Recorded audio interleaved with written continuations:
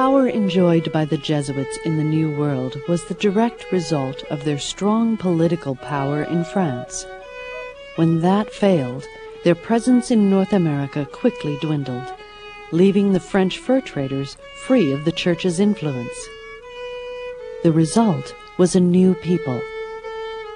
Traders coming to this region, primarily French Canadians, began to make contact with the Indian peoples that were here before they came, and then to marry into those families as part of the system of the fur trade.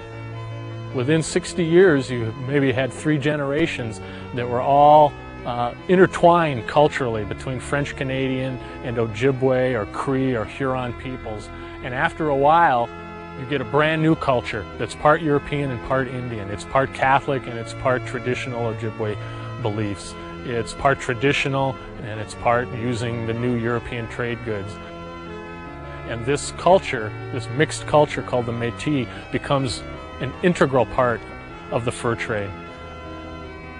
The fur trade could not have operated without these connections. And it is Metis culture that runs the fur trade in this region for 100 years after those first explorers get here.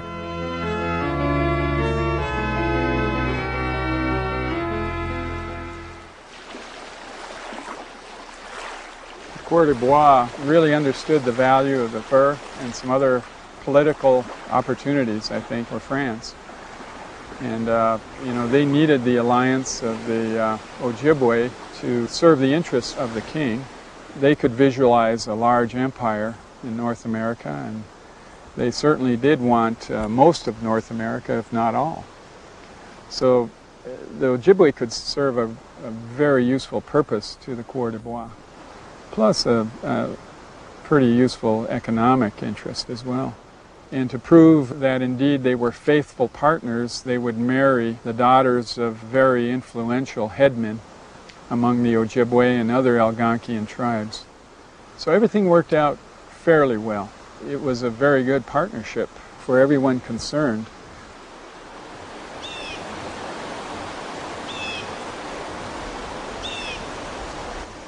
And so the French people came, settled among us, and it was like having relatives that had come from far away.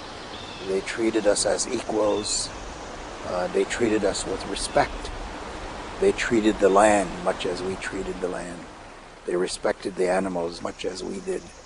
And recorded in our oral history then is that perspective of it. And so the acceptance was both ways, cross-cultural. Not quite so much cross-spiritual, because after all the Jesuits representing the French spirituality did come here, and like other missionaries did attempt to overrun, did attempt to convert.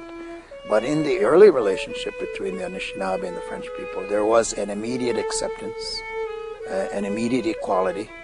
And so the intermarriages that took place was welcomed, and it was actually part of the prophecy. And in the prophecy it states that the coming of the light-skinned race can mean one of 2 possibilities. One of the greatest good, or one of distrust, animosity, and deceit. We as Anishinaabe people that know our history know which of the light-skinned race practice the deceit and which of the light-skinned race practice honor and respect. That intermarriage produced beautiful people, smart, intelligent people, now known as the Metis people. But our name for them is Wisakote. Wisakote, meaning part French, part Indian. And again, if you know the language, then you can take that apart in meaning of 2, one. A one that come from 2. So the coming together.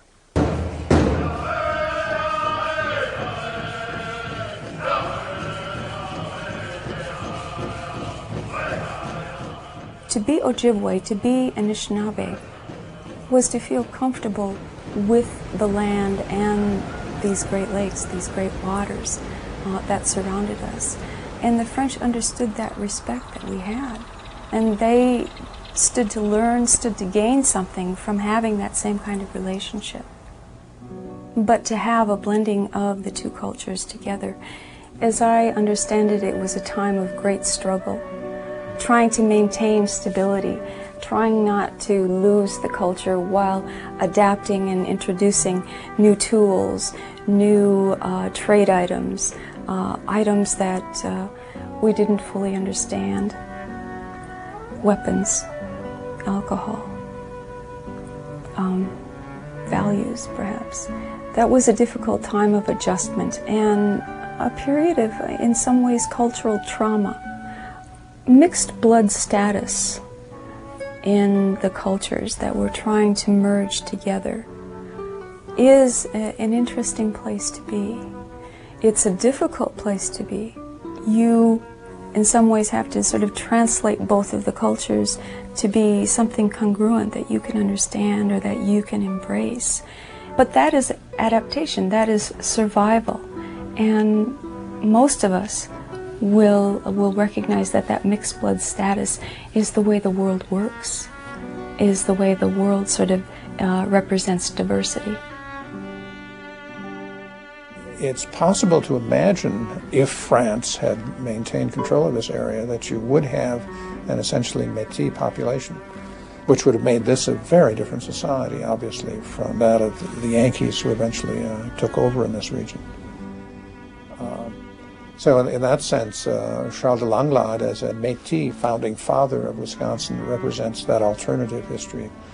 Charles de Langlade himself, being the son of an Ottawa mother and a French-Canadian father, organized the Indian and Métis to move east to engage in the colonial struggles between France and England, which began in 1754, 1755, and most famously were precipitated by the ambush of General Braddock's troops in western Pennsylvania. Along with Braddock, who was killed, were Virginia militia and George Washington. And Washington had his coat shot through, horses shot from under him, and it was clear that among those shooting at him were Langlade and his Wisconsin Métis and Indians. And that was only the beginning of a series of military exploits by Langlade against the English, against the Americans, against the history that eventually would become Wisconsin's. Wisconsin was conquered territory when it became part of the United States. And the American presence here was a military occupation, understood as that on both sides.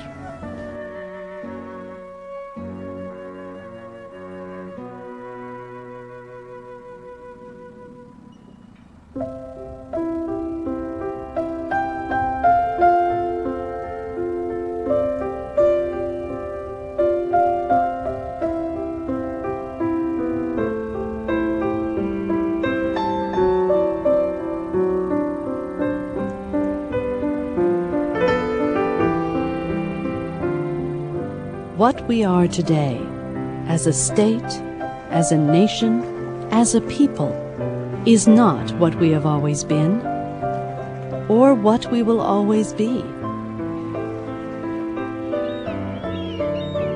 When Jean Nicolet arrived in what is now Wisconsin to claim it for the French crown, Galileo was being held prisoner in the Vatican for defying Holy Writ.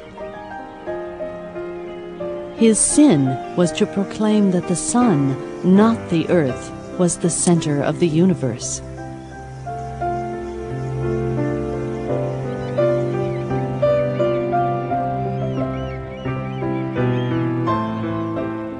Whenever we believe that our knowledge is a full and accurate portrait of the world, and whenever we believe that we can predictably shape the world of the future, we would be wise to remember that there was once a time when Wisconsin was New France.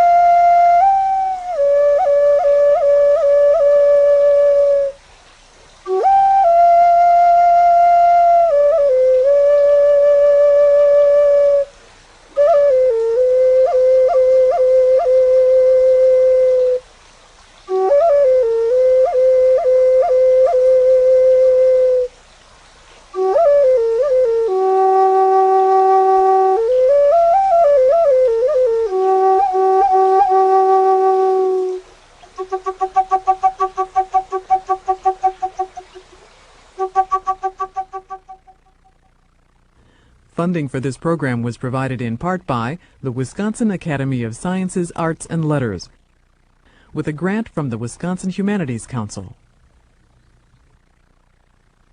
The Wisconsin Collection is a partnership of the Wisconsin Historical Society